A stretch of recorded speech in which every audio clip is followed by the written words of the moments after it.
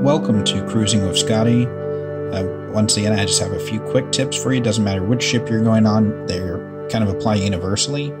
And I've designed this just to save you some money and gives you some ideas, especially if it's your first cruise, to help you out with that, some things you can get, where to get them for the best prices, and just a few little side notes to keep in mind for when you go cruising next time. And one of the things I'm going to cover that you're going to see in the little short clip that's about to be shown is a compartment over to the secret deck in this ship. And the ship is the Carnival Conquest, one of the last ships I was on. And it's going to show me walking through the cabins on the 10th deck to get over to the door at the very end. It's the front of the ship. And from that, you can go out and see yourself sailing into port or leaving from port. It makes for great photo ops. You can set up your GoPro there. There's different things you can do. So while I'm giving you some tips, you'll get to see me walking through there as well. But one of the first tips I have on the ship is a lanyard. You're going to have a key card that you use to go into the room, and you don't want to lose that. I've lost mine one time on a ship, and I found it eventually, but it was quite a hassle. So after my first cruise, I always use a lanyard. They have them available on board all the ships, but they're going to be much more pricey. So I advise you to get a little lanyard that fits something the size of a credit card. And it also comes in handy for when you go on shore for excursions and other things like that to keep everything safe. I usually tuck maybe sometimes a little cash into mine hidden behind my key card as well. So it comes in handy.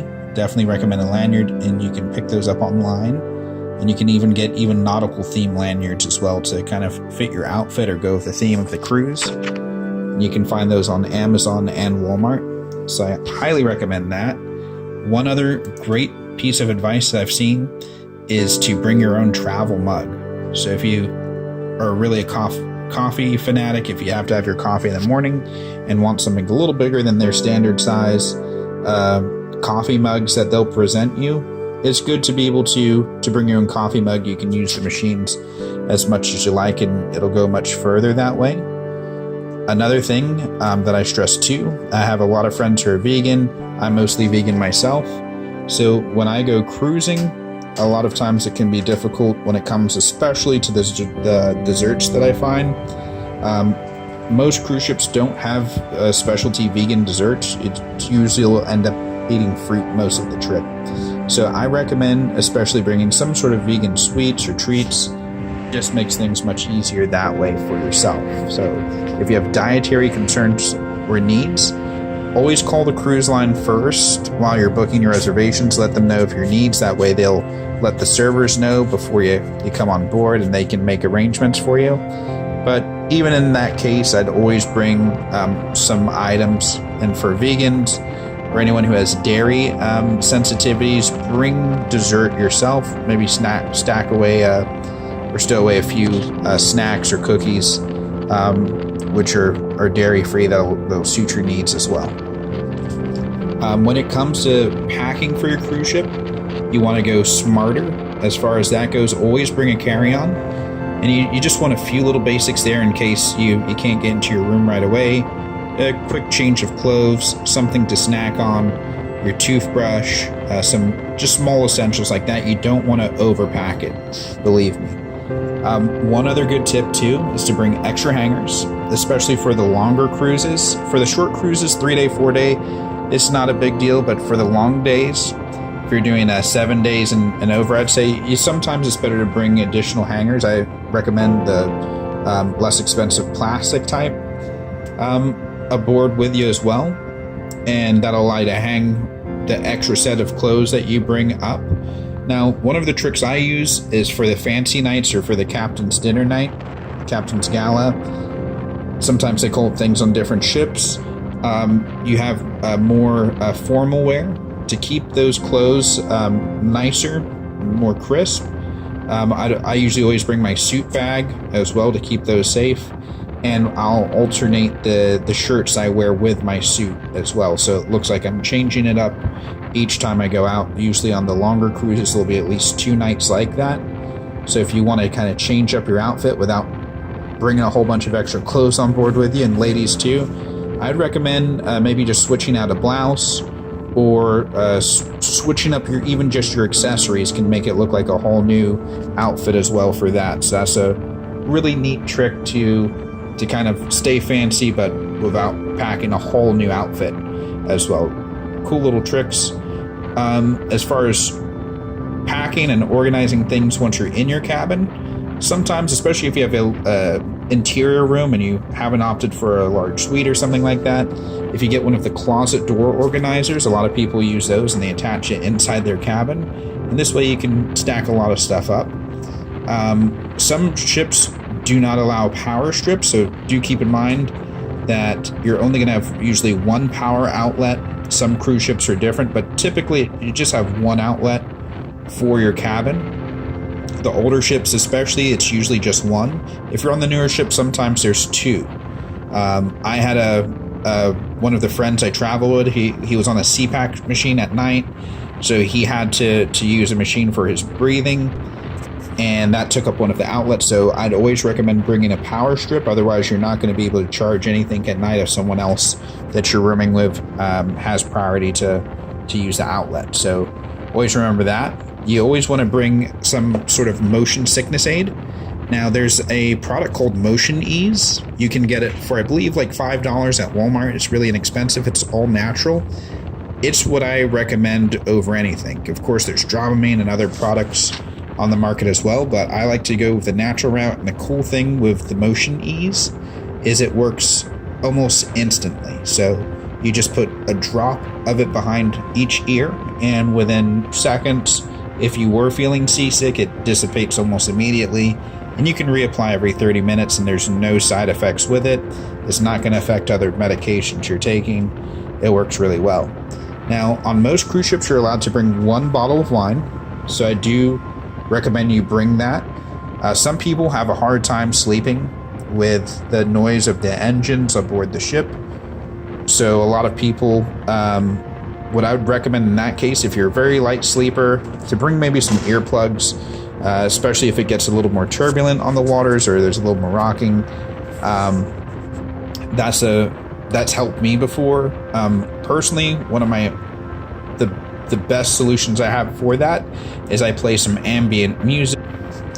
So if you don't like earplugs, what I would recommend too, what I use all the time, is just some sort of background noise or some calming, soothing music to fall asleep to if you want to kind of drown out any sort of like engine noise, depending on where you're at with the ships. Now, as far as noise goes in the ship, you want to avoid any of the cabins next to the engine areas or areas too close to crew quarters or around the theater. So wherever the theater is in your ship, you don't necessarily want cabins there, because especially if you're trying to retire early for the night, some of that noise is going to carry through. So it's something that people don't always think about, but it's something to keep in mind when you're choosing your rooms. Of course, you have to bring your photo ID and your passport, whatever travel documents are required. What I'd advise too is to make copies of those. Just make photocopies of them just in case something happens. It gives you a little more peace of mind. You have proof of those.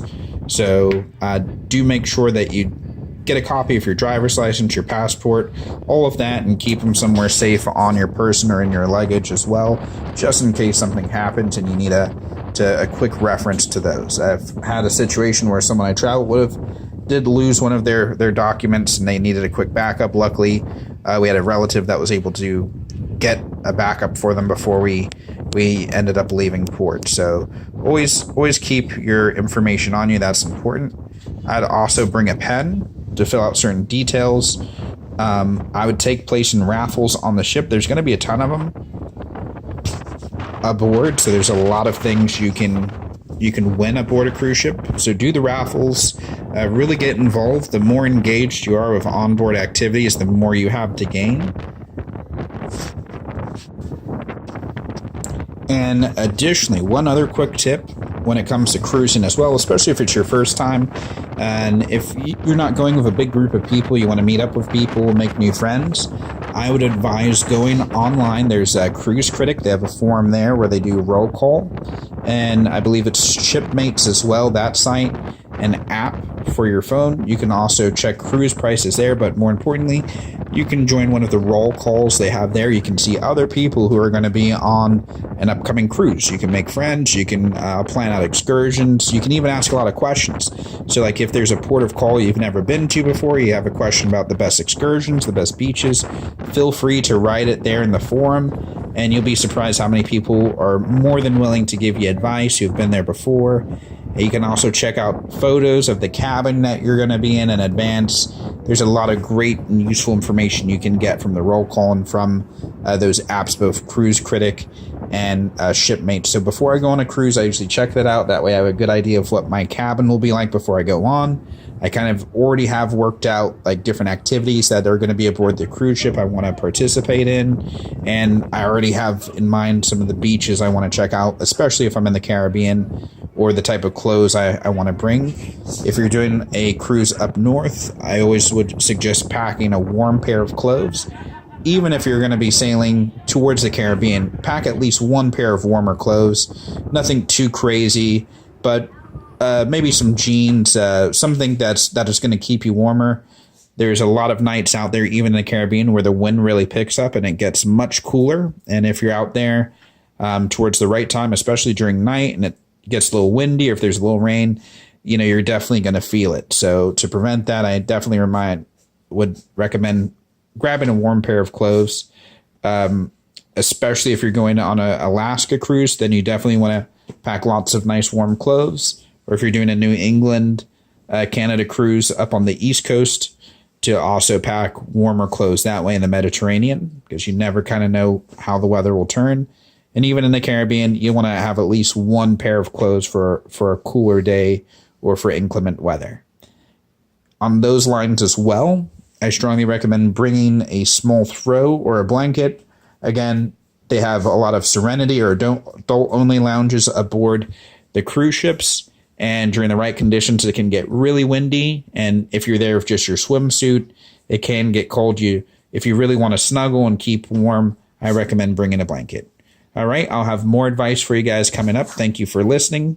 This has been Scotty G, and I'll see you on the ocean.